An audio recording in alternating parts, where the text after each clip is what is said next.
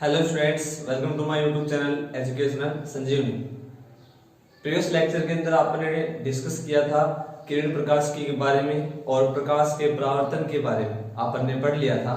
आज की वीडियो में अपन कुछ और पॉइंट्स देख लेते हैं प्रकाश के परावर्तन से रिलेटेड। तो दो पॉइंट मैं आपको बताता हूं जो आपके काम में आने वाले हैं। देखो, फर्स्ट पॉइंट देख लेते हैं। फर्स्ट पॉइंट कौन सा है? तो देखो, आपने पढ़ा था प्रकाश का परावर्तन होता क्या है। जब प्रकाश की किरण किसी एक माध्यम से चलकर किसी दूसरे माध्यम के परावर्तक पृष्ठ पर आपतित होती है तथा पुनः उसी माध्यम में लौट जाती है, तो यह घटना क्या कहलाती है? प्रकाश का परावर्तन कहलाती है। अब प्रकाश के परावर्तन से रिलेटेड कुछ बातें हैं, वो मैं आपको बताऊं। देखना, ये मैंने लिया है दर्पण, जिसे आपने बोलते हैं, क्या बोलते हैं परावर्तन के अंदर? परावर्तक पृष्ठ। जिसे अपन क्या बोलते हैं? परावर्तक पृष्ठ। और इसके ऊपर मैंने ये प्रकाश की किरण को क्या किया है? आपतित करवाया है। ये मैंने प्रकाश की किरण को क्या करवा दिया? आपतित करवा दिया। और आपतित होने के बाद में ये प्रकाश की किरण इसी माध्यम में वापस आ गई। तो आप यहां लिखोगे कि ये वाला माध्यम पहला माध्यम है और ये वाला माध्यम दूसरा है। ये माध्यम दूसरा है, ठीक है। और आपने ये भी पढ़ लिया था, ये जो लंबवत रेखा आती है इसे अपन क्या बोलते हैं? अभी अभिलंब बोलते हैं, एमएन। ये एमएन हो गया। ये वाला जो कोण था वो आई था और ये वाला कोण कितना था? आपतन और परावर्तन कोण। ये बातें हो गई। अब देखो, आपको ऐसे कहते हैं प्रकाश किरण के साथ चार गुण हैं। प्रकाश किरण के जो चार गुण हैं, कौन कौन से गुणों की बात कर रहा हूं मैं? तो चार गुणों को मैं लिख देता हूं। आवृत्ति, पहला तो क्या हो गया? आवृत्ति हो गया। दूसरा तरंगदैर्घ्य, दूसरा तरंगदैर्घ्य हो गया।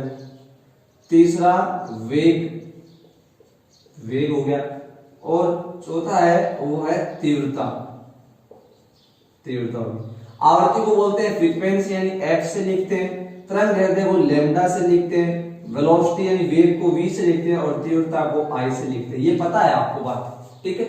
अब प्रकाश के परावर्तन की घटना के अंदर इन चारों में से कौन सी ऐसी चीज है जो अपरिवर्तित रहती है? देखो, एक नंबर का क्वेश्चन आता है, प्रकाश की तीव्रता, प्रकाश के परावर्तन के अंदर प्रकाश की तीव्रता, आवृत्ति, तरंगदैर्घ्य और वेग पर क्या प्रभाव पड़ता है? ऐसा एक क्वेश्चन बन सकता है यहां से। तो इंपॉर्टेंट है ये नोट में, जो फर्स्ट पॉइंट मैं आपको बताने जा रहा हूं।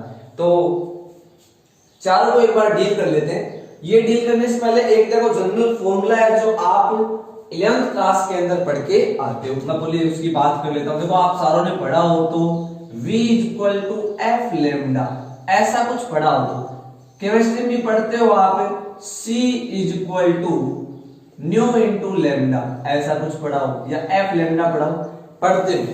वैसे अगर मैं बताऊं ना, जैसे इसे लिखते ऐसे हैं, वेग जो है, वेग बराबर होता है, क्या होता है? आवृत्ति। वेग बराबर होता है आवृत्ति गुणा में तरंगदैर्घ्य।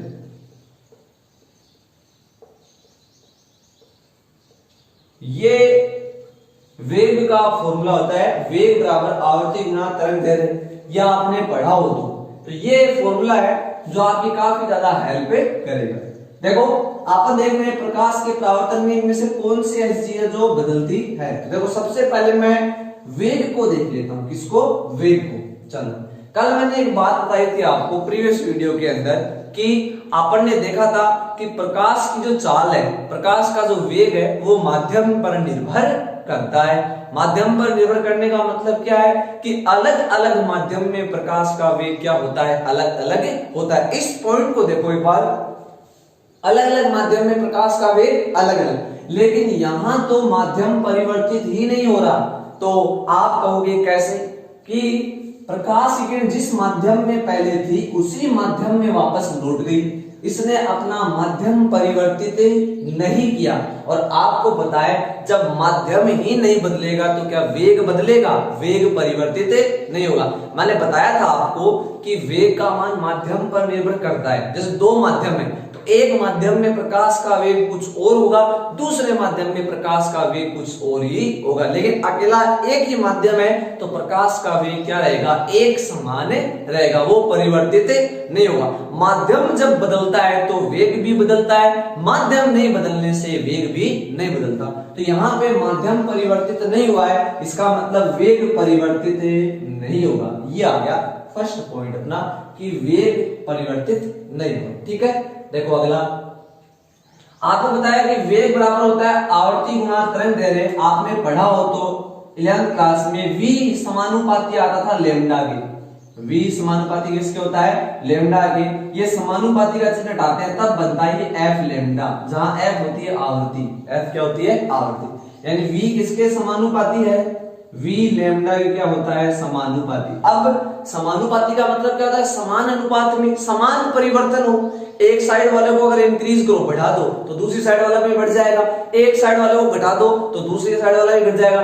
एक में परिवर्तन नहीं करोगे तो दूसरे में परिवर्तन नहीं होगा। समान अनुपात में होता है समानुपाती का मतलब, यानी दोनों में परिवर्तन एक जैसा ही होगा। आपको पता है कि वेग परिवर्तित नहीं होता तो तरंग दैर्घ्य भी परिवर्तित नहीं होगी, क्योंकि एक दूसरे के समानुपाती है। समानुपाती का मतलब एक दूसरे से जुड़े हुए, दोनों में परिवर्तन एक समान होगा। तो वेग का मान परिवर्तित नहीं हो रहा तो तरंग दैर्घ्य का मान भी परिवर्तित नहीं होगा। तो आपको पता है तरंग दैर्घ्य भी नहीं बदलेगी। ठीक है, तीसरा देख लेते हैं आवर्ती को। तो आवर्ती क्या होती है, F बराबर v अपॉन लैम्डा।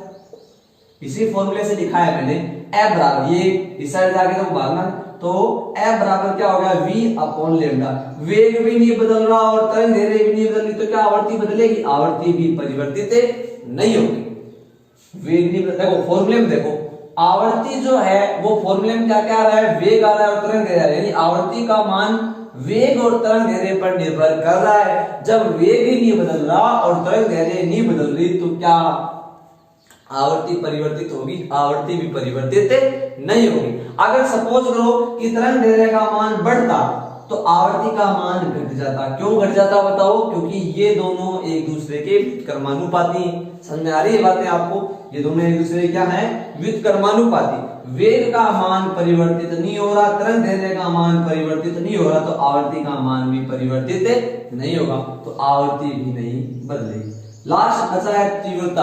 तो तीव्रता में आप याद रखोगे सामान्यतः यह घट जाती है। तीव्रता का मान क्या हो जाता है भाई, घट जाता है। अब घटता क्यों है उसका कारण मैं आपको बताता हूं। देखो तीव्रता का मतलब है पावर यानी चमक से, पावर या फिर क्या बोल सकते हैं, चमक अपन बोल सकते हैं कि पावर से। यहां देखो कि यहां पे मैंने एक बल्ब लगाया था जो प्रकाश स्रोत था, और इस प्रकाश स्रोत से क्या हुआ था कि यहां से लाइट निकली थी, प्रकाश किरण निकली थी, वो यूं आई टकराने के बाद यहां चलेगी। तो जितनी रोशनी इसकी यहां थी उतनी ही चमक क्या इसकी यहां भी होगी, उतनी चमक इसकी यहां पे नहीं होगी। आप भी देखते हो आपका जो बल्ब होता है उससे जो प्रकाश निकलता है, एक कमरे में आपने बल्ब लगा दिया, प्रकाश किरणें उससे निकली, दीवारों से टकरा के सपोज करो कि दूसरे कमरे में भी चली गई, तो क्या उतना ही प्रकाश दूसरे कमरे के अंदर भी होगा, उतना प्रकाश दूसरे कमरे के अंदर नहीं होगा।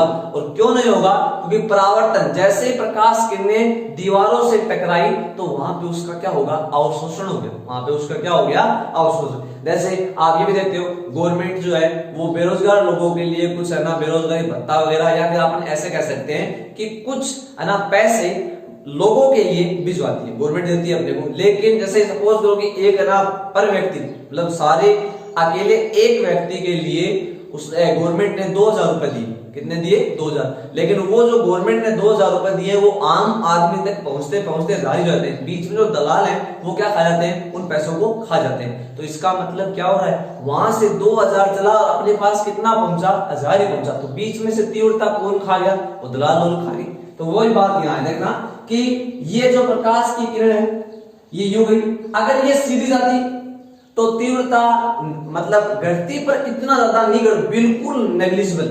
आप ऐसे कह सकते हैं तीव्रता उतनी की उतनी होती। लेकिन जैसे इसका परावर्तन हुआ तो इस सतह ने क्या कर लिया, कुछ तीव्रता को अवशोषित कर लिया। जैसे आप सोच सकते हो जैसे यहाँ पे 100% इसकी चमक थी, कितनी थी, 100%। जब यहां से प्रकाश निकला था बल्ब से तो कितनी थी, 100%। ये आई। अब इस सतह ने क्या किया, कुछ भाग अवशोषित कर लिया, खुद खा गई ये सतह, अवशोषित कर लिया। बाकी 90% भाग तो जा वो इसका परावर्तित हो गया, 90% इसका क्या हो गया, परावर्तित हो गया। तो तीव्रता के मान में कितनी कमी आ गई, 10%। ये कमी क्यों आई, क्योंकि इस सतह ने प्रकाश ऊर्जा का क्या कर लिया, अवशोषण। इस सतह ने प्रकाश ऊर्जा का क्या कर लिया, भी अवशोषण कर लिया, जिसके कारण क्या हुआ, तीव्रता के मान में कमी आ गई।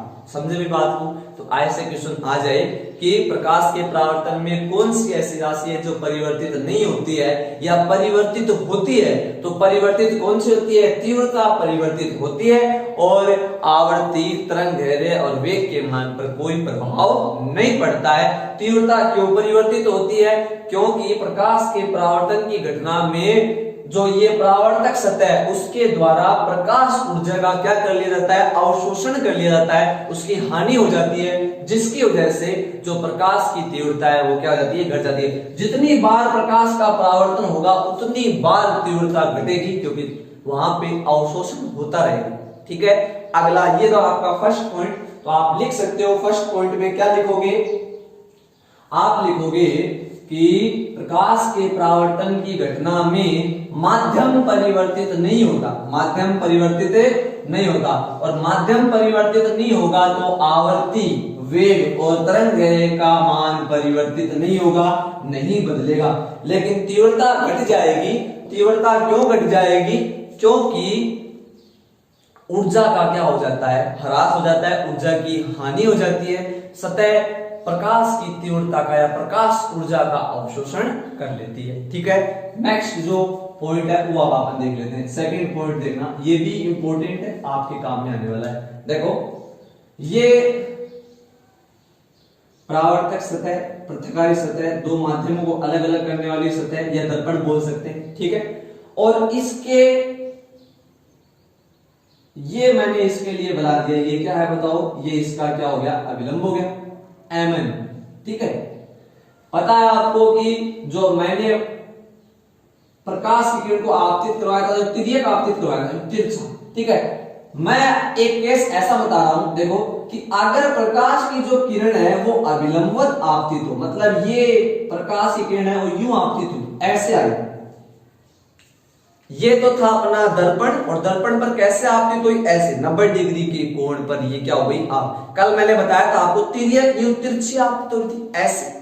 लेकिन आज अपन कैसे आपतित करवा रहे हैं, एकदम अभिलंबवत, लंबवत रेखा के अंदर अगर ये क्या हो जाए, आपतित हो जाए, तो ये लंबवत आपतित हुई। इस लंबवत आपतित जब होगी तो इस घटना में क्या होगा, तो देखना ये वापस इसी मार्ग पर लौटेगी, ये वापस इसी मार्ग पर लौटेगी, मतलब जैसे ये आई थी वैसे वैसे ही वापस से चलेगी। तो याद रखना, जब क्या होता है, अभिलंबवत आपतित होती है, कैसे, अभिलंबवत आपतित जब भी होगी, अभिलंबवत आपतित होने पर, अभिलंबवत आपतित होने पर उसी मार्ग का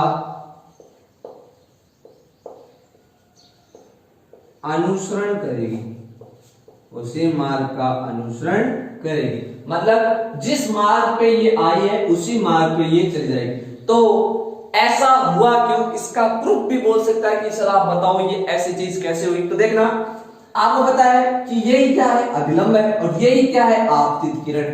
यही क्या है, अभिलंब है, अभिलंब भी 90 डिग्री पे ही होता है, और आपतित किरण है वो 90 डिग्री पे ही आ गई। तो मेरे को ये बताओ, आई आपतन कोण का मान कितना है। तो आपतन कोण होता क्या था वो याद करो आप, आपतित किरण और अभिलंब के बीच में बना कोण, आपतित किरण और अभिलंब के बीच में बना कोण। अभिलंब में और आपतित किरण में जो कोण बनता है उसे क्या बोलते हैं, अभिलंब बोलते हैं। लेकिन अब की बार तो ये किरण यहीं आ गई, तो क्या ये कोण बचा है, इस कोण का मान कितना हो चुका है, 0। आई का मान कितना हो गया, 0। क्योंकि अगर ये किरण ऐसे होती, देखो ये देखो, जैसे सपोज 30 डिग्री, फिर ये 25, 20, 10, 5 और ये लो 0। मेरी बात समझ आ रही है। तो आई का मान कितना हो गया 0। और आपको पता है आई और आर तो बराबर ही होते हैं, तो आई 0 है तो आर भी कितना होगा 0 ही होगा। तो आपकी याद है कल मैंने ऐसे भेजा था 30 पे, वापस करो देखो 25 20 10 5 0, तो मतलब जैसे आई वैसे वापस चलेगी। आई और आर के मान कितने थे 0। तो ये सेकंड पॉइंट था जो आपके काम में आने वाला है कि जब अभिलंबवत आपतित होगी तो उसी दिशा में वापस लौट जाएगी जिस दिशा में वो आपतित होगी। ठीक है, चलो अब मैं इसे रख दूं। तो ये अपना प्रकाश का परावर्तन था जो आरबीसी बोर्ड में। अब कुछ ऐसे पॉइंट भी हैं जो आपके कॉम्पिटिटिव एग्जाम के अंदर काम में आते हैं, नेवी हो गया, एयरफोर्स हो गया, या फिर जेई का जो पार्ट है नीट बोल सकते हैं, उनके अंदर ये काम में आते हैं, तो वो भी आपने एक बार देख लेते हैं। तो कॉम्प किट लिखा रहा हूं जो कंपटीशन एग्जाम में आती है ज्यादातर काम में, आरबीसी बोर्ड के सिलेबस में इतनी ज्यादा कोई खास नहीं है ये। ठीक है, तो कॉम्प किट देखते हैं यहाँ पर ना, कंपटीशन एग्जाम में जो पार्ट आता है उसकी बात अपन करते हैं। देखो प्रकाश का जो परावर्तन है वो दो तरह का होता है। प्रकाश का परावर्तन जो है वो दो तरह का होता है। तो दो इसके टाइप एकदम, एक तो है विसरित परावर्तन, डिफ्यूज, विसरित परावर्तन, और दूसरा है नियमित परावर्तन, नियमित परावर्तन। एक तो कौन सा है विसरित और दूसरा कौन सा है नियमित। विसरित परावर्तन जो है वो हमेशा इस समतल सतह से होता है, समतल सतह से ये परावर्तन होगा। ये जो है ये खुरदरी सतह से होगा, ये खुरदरी सतह से होगा। ठीक है, नियमित परावर्तन किस सतह से होता है, समतल सतह से, ये होता है खुरदरी सतह से। जैसे देखो ये सतह हो गई, ठीक है, और ये प्रकाश की किरणें आ रही हैं ऐसे, और ये वापस ऐसे लौट रही हैं। ठीक है, तो बताओ क्या तीव्रता हर जगह एक समान होगी? बिल्कुल नहीं। देखो अगर आप यहां से देखोगे तो आपको डार्कनेस, अंधेरा दिखाई देगा। क्यों? यहाँ पे प्रकाश की किरण है ही नहीं, यहाँ पे प्रकाश की किरण है ही नहीं। देखो मैं दो तीन बातें आपको बताता हूँ। ये जो मार्कर है ये मेरे को दिखाई क्यों देता है? क्योंकि सूर्य का प्रकाश इस पे आपतित हो रहा है और फिर यहां से किरण मेरे पास आ रही है, मेरी आंखों के पास जा रही है, आंखों के अंदर इसका प्रतिबिंब बन रहा है जो रेटिना में बनता है, वस्तुएं अपने को दिखाई देती है। कोई वस्तु अपने को दिखाई क्यों देती है? क्योंकि सूर्य से आने वाली यानी जो प्रकाश है वो इस किसी वस्तु पर आपतित हो गया और आपतित होने के बाद में अपनी आंखों के रेटिना पे उसका क्या बन गया? प्रतिबिंब बन गया। तो ऐसे कह सकते हैं परावर्तित होकर किरणें आंखों पर पहुंचती हैं तो अपने को वस्तु दिखाई देती है। अगर परावर्तित होकर अपने पास से गुजर जाए तो अपने को वस्तु दिखाई नहीं देगी। ये बात है। तो यहां देखना प्रकाश किरणें आई, आगे यूं चलेगी, यूं चलेगी। अगर सपोज करो आप यहां हो तो आपको क्या चमक दिखाई देगी? ब्राइटनेस मिलेगी? ब्राइटनेस आपको नहीं मिलेगी, आपको चमक दिखाई देगी क्योंकि तीव्रता जो है वो तो यहां है, यहां है। देखो प्रकाश किरणें तो यहां है और या फिर यहां बोल सकते हैं। इनके बीच में क्या होगा?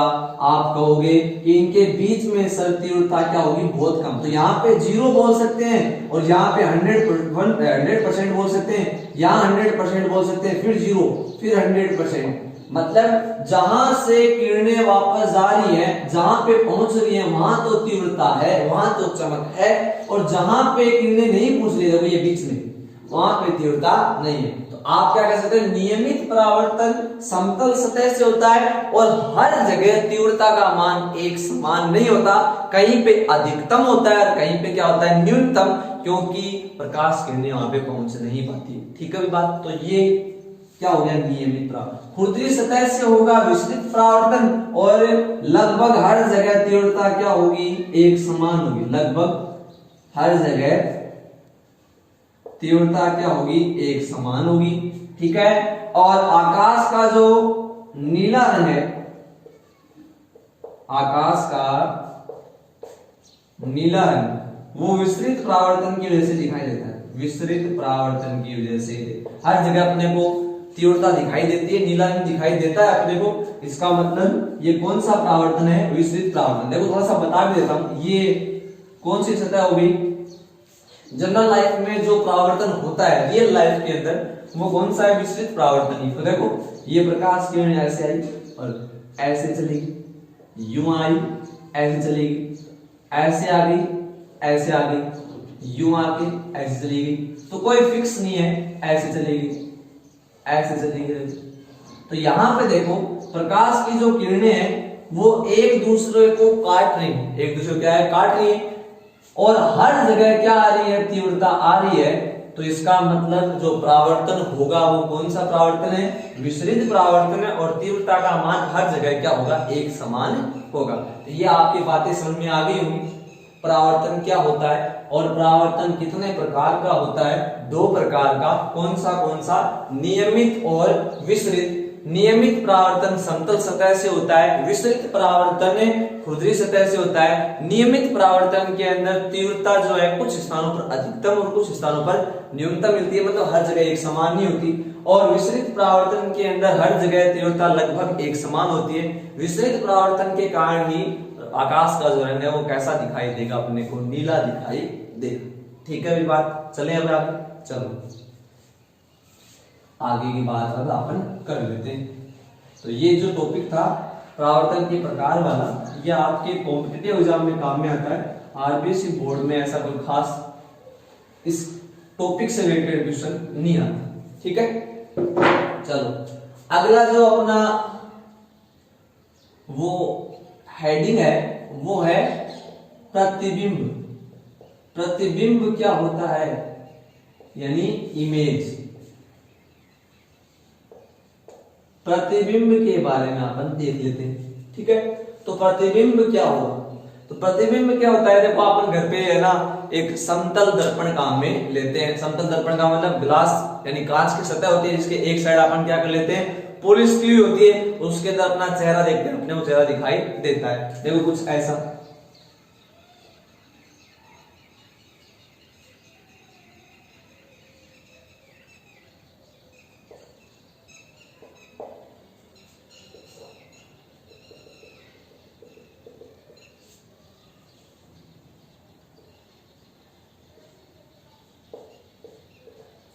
ये देखो कि समतल दर्पण में अपन क्या है? अपने है ना अपना चेहरा देखते हैं, अपने ऊपर पीछे साइड अपना चेहरा दिखाई देता है, इसे बोलते हैं वैसे प्रतिबिंब। लेकिन प्रतिबिंब का जो शाब्दिक अर्थ है, जो इसकी परिभाषा है, वो मैं एक बार आपको बताऊंगा।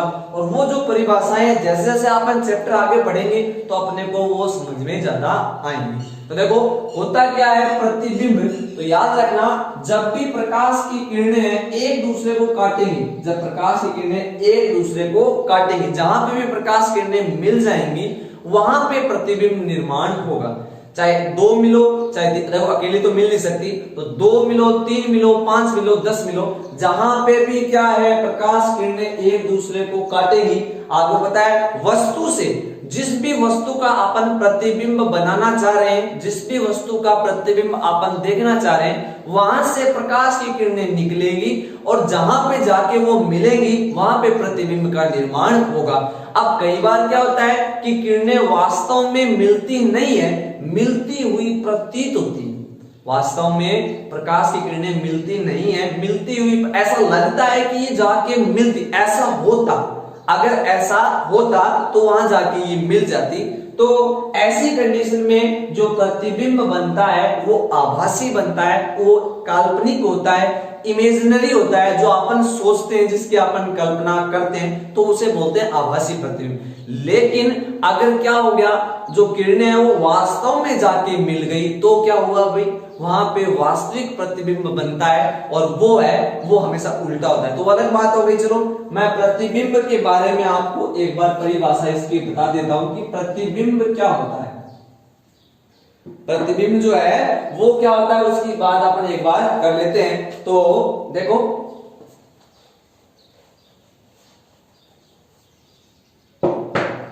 मैं बताता हूं आपको प्रतिबिंब यानी इमेज है वो क्या होती है, इमेज के बारे में, प्रतिबिंब के बारे में। तो देखो किसी वस्तु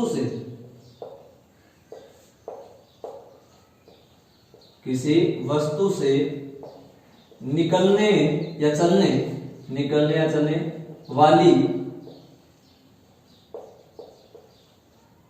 प्रकाश की किरणें परावर्तन या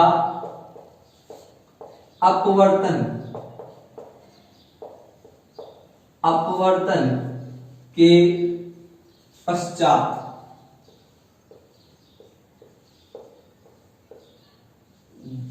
जिस बिंदु पर मिलती हैं या मिलती हुई प्रतीत होती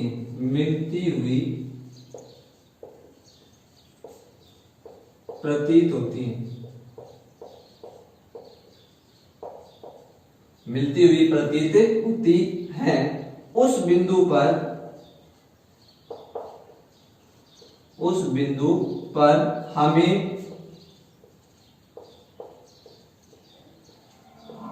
वस्तु की उपस्थिति का आभास होता है, या फिर ऐसे बोल सकते हैं कि उस बिंदु पर वस्तु की आकृति हमें दिखाई देती है,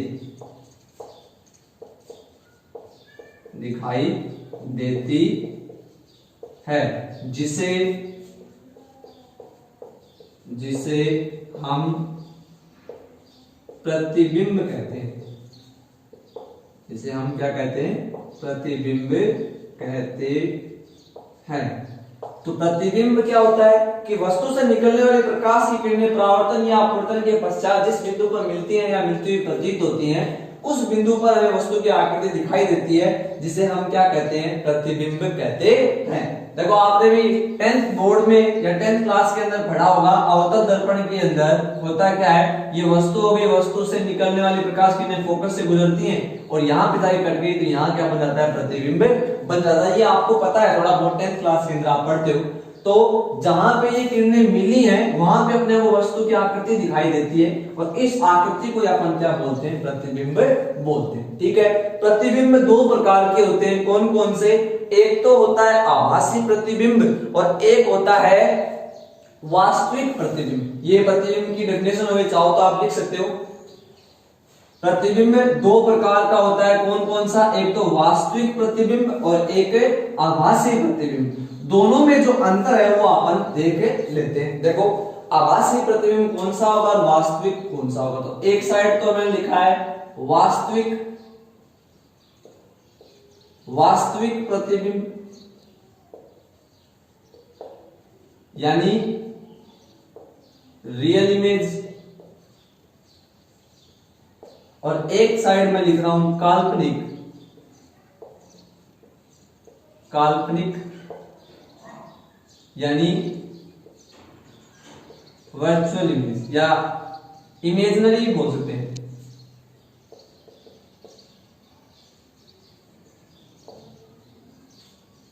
ठीक है। तो रियल इमेज और वर्चुअल इमेज, वास्तविक प्रतिबिंब और काल्पनिक प्रतिबिंब की बातें अपन कर लेते हैं। तो देखो वास्तविक प्रतिबिंब कौन सा होगा और काल्पनिक प्रतिबिंब है वो कौन सा होगा। तो देखो सबसे पहले बात करते हैं वास्तविक प्रतिबिंब की। तो वास्तविक प्रतिबिंब में होगा क्या कि वस्तु से निकलने वाली प्रकाश की किरणें परावर्तन या अपवर्तन, कोई भी घटना हो सकती है, परावर्तन हो चाहे अपवर्तन, तो परावर्तन या अपवर्तन के पश्चात वास्तव में मिलेगी और जहां पे मिलेगी वहां कौन सा प्रतिबिंब बनेगा? वास्तविक प्रतिबिंब। तो आप क्या लिखोगे वास्तविक प्रतिबिंब के अंदर? इसमें परावर्तन या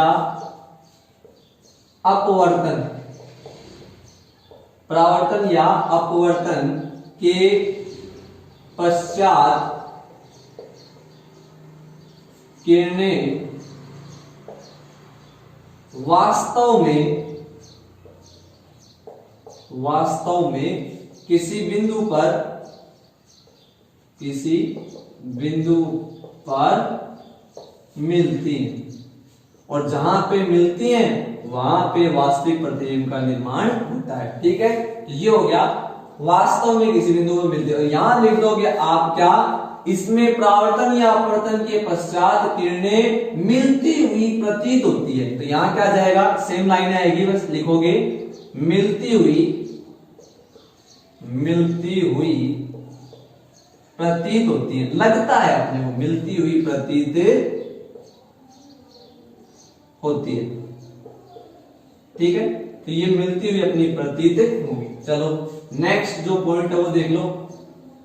जो वास्तविक प्रतिबिंब होंगे वो उल्टे होंगे, हमेशा उल्टे बनते हैं वास्तविक प्रतिबिंब। उल्टे का मतलब ये नहीं कि आपको उल्टे दिखाई देंगे, जो अपना दिमाग है, माइंड जो है वो उन्हें सीधा पड़ेगा, बनेंगे वो उल्टे, लेकिन अपने मस्तिष्क उसे हमेशा ही कैसा देखेगा, उन्हें सीधा करके वो अपने आप पे देख लेगा।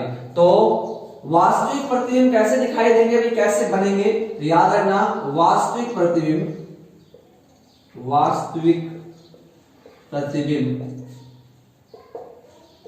सदैव उल्टे होते हैं।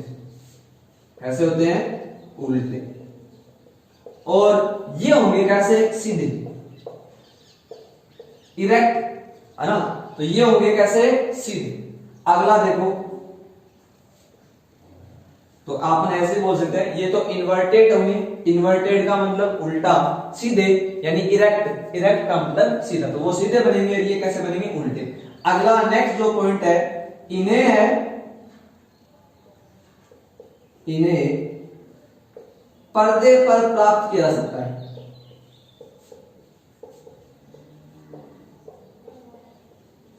इन्हें पर्दे पर प्राप्त नहीं किया जा सकता है। ठीक है, तो उल्टा चल रहा है। इन्हें पर्दे पर यानी स्क्रीन के ऊपर प्राप्त किया जा सकता है, इन्हें पर्दे पर प्राप्त किया नहीं जा सकता है। ठीक है, अगला जो पॉइंट है वो है, ये सदैव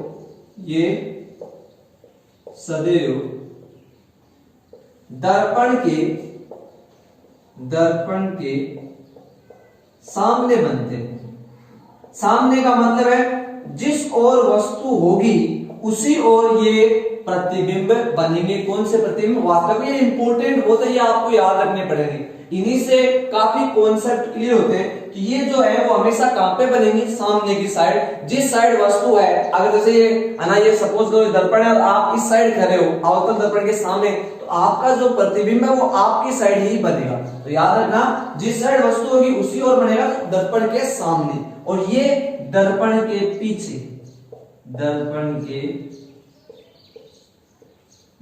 ये दर्पण के पीछे और वो दर्पण के सामने। तो ये था वास्तविक और काल्पनिक प्रतिबिंब के बारे में। चाहो तो आप स्क्रीनशॉट लेके इसे लिख सकते हो, तो आप इन्हें लिख सकते हो, वीडियो पॉज करके आप फटाफट इन्हें लिख लेना। ठीक है विवाद, चलो अब मैं आपको एग्जांपल बता देता हूं कि वास्तविक प्रतिबिंब कैसे बन रहा है और काल्पनिक प्रतिबिंब कैसे बनेगा। तो देखो, ये मैंने लिया है अवतल दर्पण। कौन सा दर्पण है भाई, अवतल दर्पण, जिसके बारे में मैं आपको आगे बता दूंगा।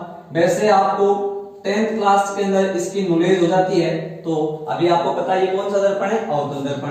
और ये जो है वो प्रकाश की किरणें ऐसे समानांतर अनंत से इसका आपतित हो रही, और परावर्तन के पश्चात ये कहां से निकल गई, फोकस से निकल गई। यहां पे इसका क्या बन गया, ये इमेज बन गया, ये इसका क्या बना है, प्रतिबिंब बना है। और ये जो प्रतिबिंब है वो कहां पे बना है, ये दर्पण के सामने बना है। ठीक है बात। और ये कैसा है, ये उल्टा है। ये कैसा प्रतिबिंब है भाई, उल्टा प्रतिबिंब। ठीक है, चलो और ये देखो, ये मैंने एक लिया है, कौन सा लेंस है ये है उत्तल लेंस। कौन सा लेंस है, उत्तल लेंस। यहां पे मैंने वस्तु ले ली, प्रकाश की किरण सीधी निकलेगी और एक प्रकाशीय केंद्र से निकलती है, और अपवर्तन के पश्चात ये यहाँ पे जाके मिल गई। तो ये क्या बन गया, इसका प्रतिबिंब बन गया, जो क्या कहां पे बना है भाई, लेंस के पीछे बना है। दर्पण में मैंने बताया दर्पण के हमेशा सामने की साइड, लेकिन लेंस में ये कहां पे बन गया, पीछे की साइड बन गया। लेकिन है देखो कैसा, ये उल्टा। कैसा है, उल्टा है। अभी भी देखो ये वस्तु है, ये इसका क्या हो गया, प्रतिबिंब हो गया। ठीक है, तो ये कौन से प्रतिबिंब थे, दोनों के दोनों ये वास्तविक प्रतिबिंब थे। अब बना लेते हैं अपन कौन से प्रतिबिंब, काल्पनिक प्रतिबिंब। तो देखो काल्पनिक प्रतिबिंब मैं बना लेता हूं। देखो ये मैंने लिया है, कौन सा दर्पण है, ये समतल दर्पण, जिसके बारे में डिटेल में अपन पढ़ेंगे। अगला टॉपिक अपना यही है, तो मैं वहां पे आपको ज्यादा बता दूंगा डिटेल में। और ये मैंने लिया है एक वस्तु O, इससे प्रकाश की किरण ऐसे निकली और ये चली गई। तो बताओ क्या प्रकाश की किरण है वो कहीं पे मिली, कहीं नहीं मिली अभी तक। लेकिन अगर इसे मैं पीछे की साइड बढ़ाऊंगा तो ये देखो ये यहाँ पे जाके ये ऐसे मिलेगी। तो देखो इस वस्तु से दो प्रकाश की किरणें मैंने बनाई है। एक तो देखो ऐसे गई सामने, अब लंबवत गई है। आप पता है कि जब 90 डिग्री पे जाएगी दर्पण के ऊपर तो 90 डिग्री में वापस लौट आएगी, वो सही बात है। 90 डिग्री पे जाएगी तो 90, और एक मैं लेके गया मतलब तिर्यक यानी तिरछा, तो वो ऐसे चली। देखो ध्यान से सुनो, इस वस्तु से एक तो प्रकाश की किरण मैंने ली, क्योंकि आपको पता है दो किरणों के मिलने से ही क्या होगा, प्रतिबिंब बनेगा। तो दो किरणें मैं मिनिमम लेके चल रहा हूं। एक तो 90 डिग्री पे गई है, ऐसे गई है तो 90 डिग्री जाती है, वो 90 पे वापस आ जाती है। एक गई है तिर्यक, जो तिर्यक गई है तो वो तिर्यक ऐसे परावर्तित हो चुकी है। ठीक है, लेकिन जब इन्हें अपन पीछे की साइड ऐसे बढ़ाएंगे तो ये यहाँ पे जाके मिलेगी, यहाँ पे इनका क्या बनेगा, प्रतिबिंब। इसे बोलते हैं कौन सा प्रतिबिंब, काल्पनिक। वास्तव में ये किरणें कहीं नहीं मिली है, पीछे की साइड जब आपने बढ़ाया है तो पीछे की साइड इनका क्या बन गया, प्रतिबिंब बन गया। ठीक है, ये कौन सा प्रतिबिंब हो गया, काल्पनिक प्रतिबिंब। और ये कौन से प्रतिबिंब थे, ये थे वास्तविक प्रतिबिंब। चलो आपको तो एक लेंस वाला ही बना के दिखा देता हूं आपको, क्योंकि लेंस के बारे में पता होता है आपको। ये अवतल लेंस है, कौन सा लेंस है, अवतल लेंस। समानांतर मैंने क्या किया है, किरणों को आपतित करवाया है, ये देखो, और ये अपवर्तित हो गई, क्या हो गई, अपवर्तित हो गई, कहीं पे भी नहीं मिली। लेकिन जब अपन इन्हें अपन पीछे की साइड ऐसे बढ़ाएंगे तो ये यहां जाके मिलती हुई अपने को क्या है, लगेगी, और इस बिंदु पे इनका क्या बनेगा, ये प्रतिबिंब बनेगा। ठीक है बात, यहाँ पे इसका क्या बन गया, ये प्रतिबिंब। और ये जो प्रतिबिंब है, ये कौन सा प्रतिबिंब है, काल्पनिक प्रतिबिंब है, क्योंकि ये पीछे की ओर बढ़ाने से भी प्राप्त हुआ है। तो ये था प्रकाश का परावर्तन। तो अपन ने क्या क्या पढ़ लिया, अपन ने प्रकाश का परावर्तन पढ़ लिया, प्रकाश से परावर्तन के मुख्य दो बिंदु पढ़ लिए जो नोट में मैंने आपको लिखवाए। उसके बाद में अपन ने परावर्तन के प्रकार पढ़ लिए, नियमित और विस्तृत परावर्तन। प्रतिबिंब देख लिया, प्रतिबिंब किसे कहते हैं, और प्रतिबिंब के प्रकारों को अपन ने ना डिटेल में पढ़ लिया, दोनों में अंतर देख चुके हैं, और उनके कुछ एग्जांपल्स वो अपन ने पढ़ लिए। अब नेक्स्ट वीडियो के अंदर अपन पढ़ेंगे समतल या समतल दर्पण से अपन प्रतिबिंब निर्माण कैसे करते हैं, वो अपन देखेंगे। तो यहां तक आप पढ़ के रखो। Thank you.